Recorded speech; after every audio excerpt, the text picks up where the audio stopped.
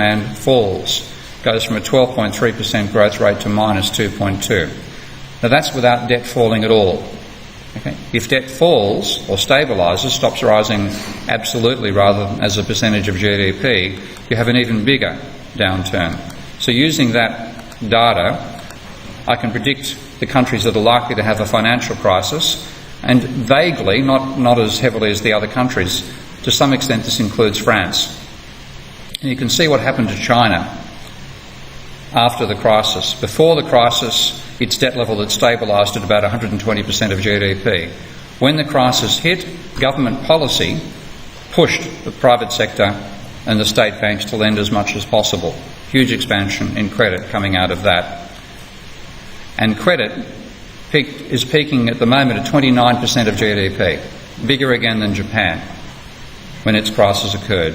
Sweden has 15% of GDP as a credit level. Canada and Korea and Australia are around the 10 to 15% mark. France has about 5%, not as severe as the others, but enough to mean that a stabilisation in debt will reduce demand. Now, looking at several countries, and I've chosen Canada for obvious reasons since Mark's here, I'm convinced that Canada is going to face a crisis because this level of credit growth has to decline. That line will come down towards the red. When it does, there'll be a recession, which will be blamed on Trudeau, but it won't be his fault. Australia. No idea who's going to be the government today, but the credit decline has already started in the Australian economy.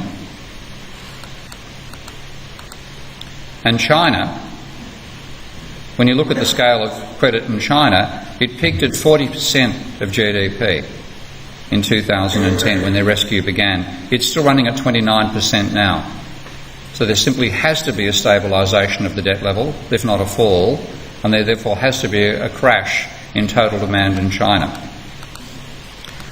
Now I want to, if I have time, go into a bit of an how much time do I have?